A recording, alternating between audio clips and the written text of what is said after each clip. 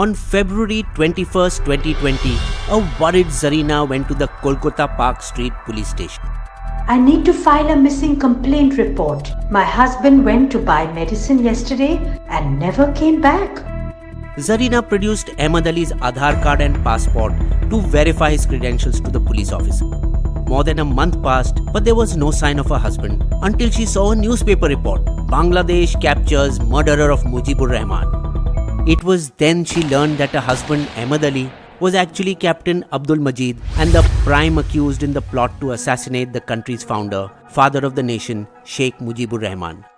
The story starts 50 years ago. After the formation of Bangladesh, left-wing insurgents waged a brutal war against the Mujibur Rahman government. Panicked, on June 14, 1975, Mujib imposed emergency, abolished all other political parties and took away the press's freedom. Incidentally, just 10 days later, Indira Gandhi did the same in India. But back to Bangladesh. Soon after the declaration, at Major Syed Farooq Rahman's wedding anniversary party at his home, a bunch of 7 like-minded army majors got together and hatched a devious plan that would forever change the fate of an entire nation.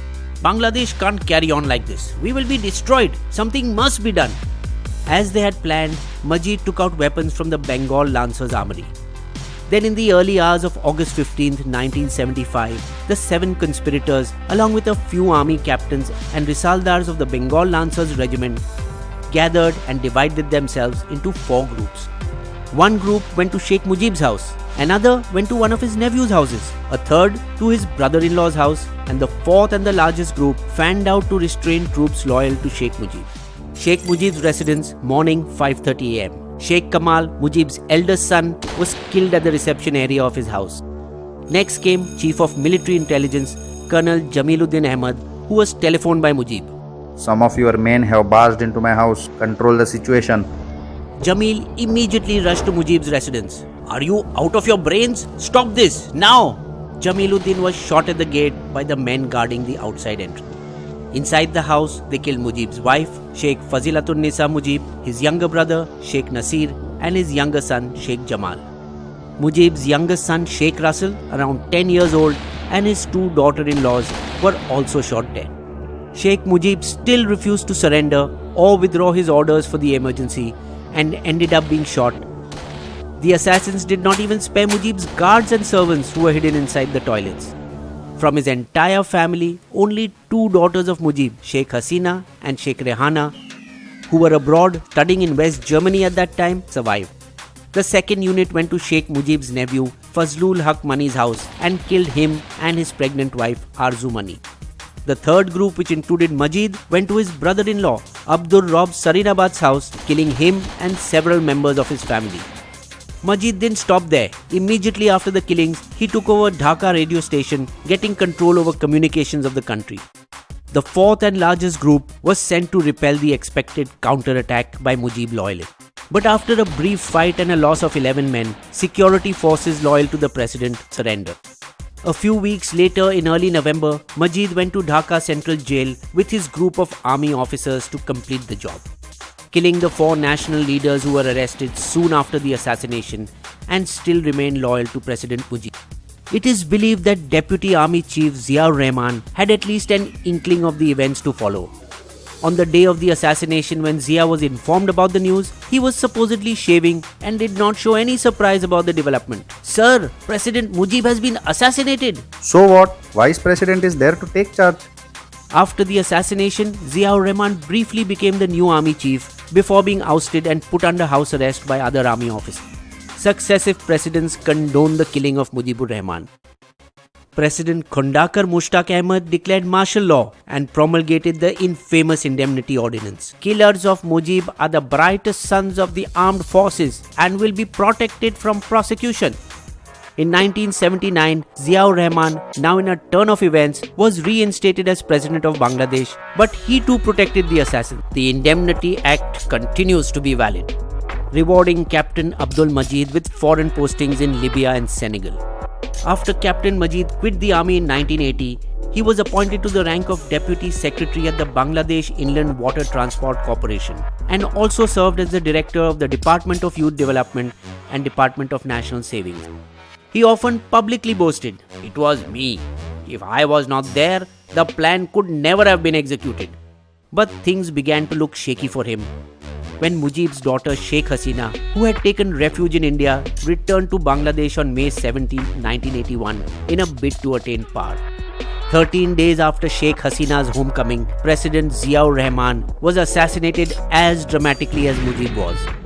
Following Ziaur Rahman's death, his vice president Abdul Sattar swiftly called for elections and became president of Bangladesh. However, he failed to end the squabbling within the civilian leadership or gain the military's trust.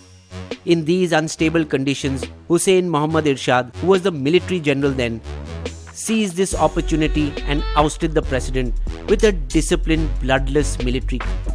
After becoming president, Irshad continued Ziaur's policy of immunity to the assassin.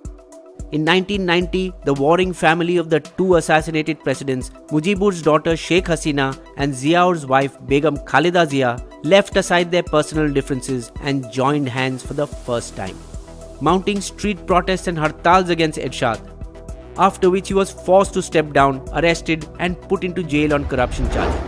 The resultant 1991 general elections in Bangladesh, the first to be considered free of military influence, brought to power Ziaur Rahman's wife Khalida Zia's Bangladesh Nationalist Party, who held on once again in the 1996 elections when Sheikh Hasina's party, the Bangladesh Awami League, fell 5 seats short of majority.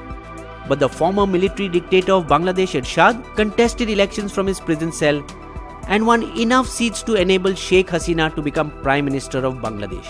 The first thing Sheikh Hasina did was, you guessed it, The immunity given to the killers of the country's founder, Sheikh Mujibur Rahman, is hereby revoked.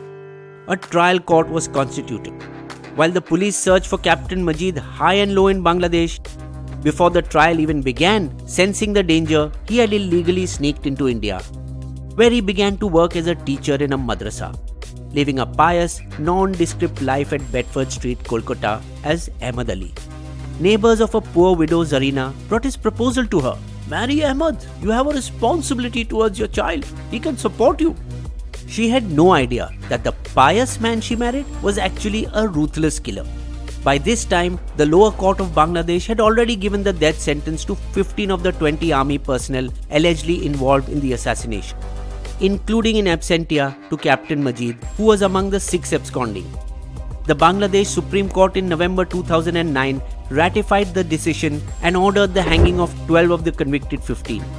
2 months later, 5 of Sheikh Mujib's assassins were hanged. Colonel Rashid Pasha died a natural death while on the run, and the balance 6 were still absconding. But Bangladesh was determined to find the missing 6. "We will bring all absconding fugitives from abroad and execute them." According to Bangladesh's official version, Majid was arrested by a team of counter-terrorism and transnational crime unit when he went to visit a shrine near Mir. Though it is believed he went back to meet his family that he had left when he escaped to India. But CCTV footage shows that Majid was identified and followed as he crossed the border, probably in Maiman Singh on March 15, and possibly kidnapped and smuggled into Bangladesh, brought to justice and hanged on April 12, 2020. After this covert operation, it is likely that the Indian High Commission took offense and warned Bangladesh. "You cannot do such things on Indian territory. If you have information on others, we will arrest them as per protocol." Soon, Indian authorities arrested Risaldar Muslimuddin and handed him over to Bangladesh on April 21, 2020. However, Bangladesh has not confirmed the handover, and then amidst the coronavirus outbreak, the news got buried. The location of one more of the absconding has been identified. Noor Chaudhary is hiding in Canada, and the officials of the 2 countries will find out a way for his extradition, while the others are believed to be in hiding in the US, Libya and Pakistan. The hunt has been going on for 45 years and will continue till the other 5 are either apprehended or die a natural death. Bizbo's Limerick. Abdul Majid changed his name to Ahmad Ali and lived in Kolkata relatively free. But the deadly assassin eventually paid for his sin. Just goes to show you can run, but you can never flee.